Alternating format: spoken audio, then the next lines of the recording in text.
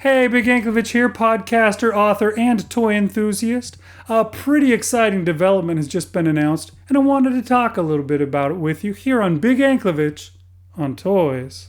What's new, pussycat? Whoa, whoa, whoa! I was there on day one. I was at ground zero.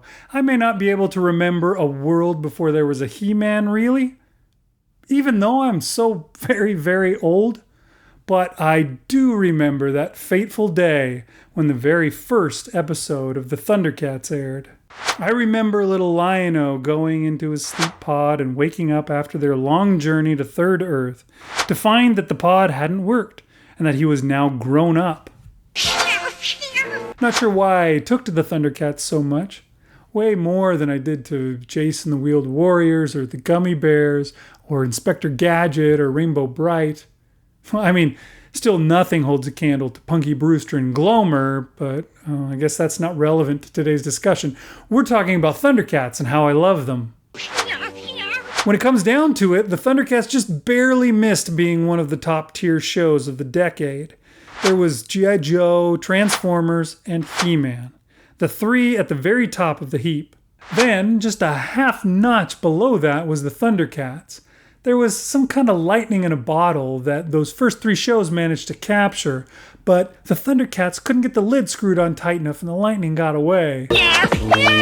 So the Thundercats have always been in the conversation, but on the outside looking in, it seems. They haven't gotten a big budget movie or 2 or 6 made about them, but they did get a Cartoon Network reboot, but it didn't even manage to complete its whole first season. When it comes to toys, nothing more fully demonstrates the Thundercats' status in the hierarchy than the Mattel Thundercats Classics line that they did as a subscription through what they call Club Third Earth. It was part of the Matty Collector thing that they used to do. They announced the figures in 2015 and only managed to put out a few figures before Mattel shut down the Matty Collector experiment in 2016. They were beautiful figures, probably the best there has ever been, but the excited collectors were only able to get their hands on Lion-O, Panthro, and wily-kit and wily-kat from the original team that appeared on that first show. They also put out the withered mumm-ra, not the big warrior one from after he transforms, and a Jackalman from the bad guys.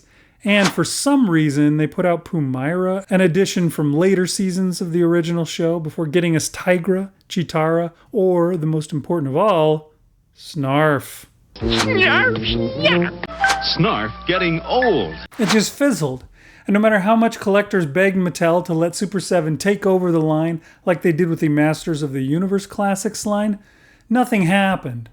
Until recently, some rumblings started to be heard. At Comic-Con, Pixel Dan interviewed Super7's Brian Flynn, and he let this slip by accidentally on purpose. Was there anything else that you want to talk about? Anything special we can reveal here or talk about yet? You mean what we talk about off camera? Yeah, I'm just, I'm going to poke a little bit. You mean about some cats?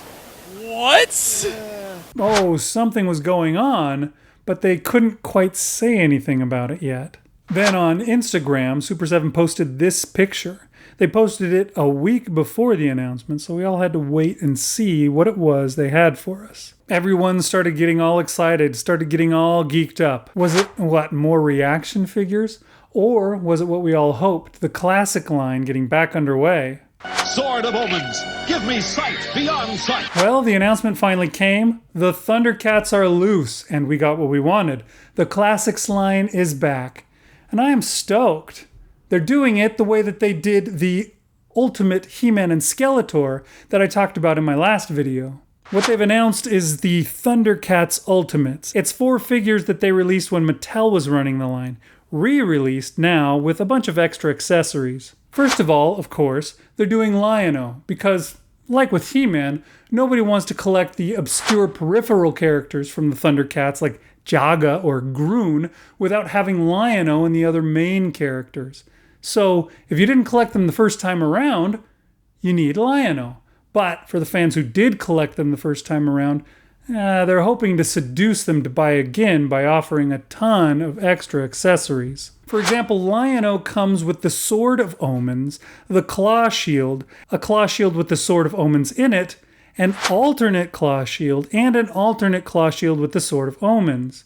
2 sets of alternate hands, an alternate head, and the Book of Omens. They're also re-releasing Panthro with nunchucks with a real chain, and the super cool spinning nunchucks. Panthro also comes with 2 sets of alternate hands and an alternate head. Panthro is the mechanic, so he comes with a bunch of stuff that goes with that. He has the thundrometer, a wrench, a welding gun, goggles. Then there's the Key of Thundera, a detonator, and lastly, a communicator. There's the ultimate versions of the bad guys. There's the big baddie, or probably better to call him the little baddie, I guess. This isn't the big scary version. It's a re-release of the wizened mummy version of Mumm-ra, the ever-living. He comes with an alternate head, his staff, a posable fabric cape with wire insert. I know for some people that cloth cape would be worth it all on its own.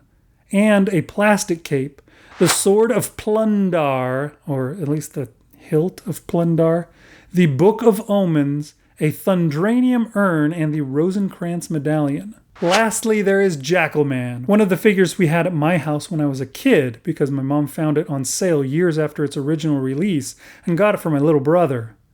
The Ultimate Jackalman comes with a club, an axe, a net gun, and 2 other guns, extra hands, and an extra head. These guys are all available for pre-order through September 13th. And here's the thing that hits me right where it hurts. They're asking for $45 per figure. $45! That's a lot! The Ultimate He-Man and Skeletor sold for $35 less than a year ago. Why are these guys now another $10 more? What the heck? You're killing me. What it means, of course, is that I will not be getting all 4 of these guys. At that price, I can't collect them all. I suppose I'll probably get Lino and Panthro and see if I can assemble the whole good guy team as Tigra, Chitara, and the rest come out. Though, truthfully, that's probably all I would have gotten anyways. I'm not a completist. I just get the stuff that means the most to me and leave the rest for the people who dig on that. I think what I'm also going to do is order them on Big Bad Toy Store. Instead of their usual huge markup, they're selling the pre-orders for the same price as Super7's website, and they don't charge a credit card until the figures are being shipped out.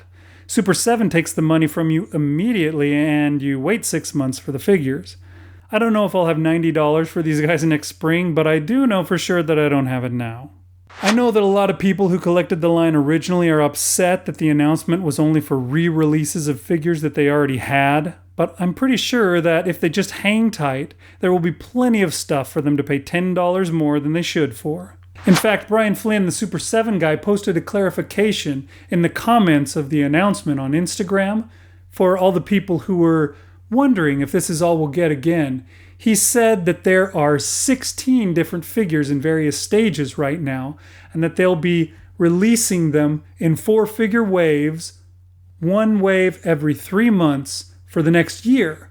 And pretty soon they'll get started on the next year's releases.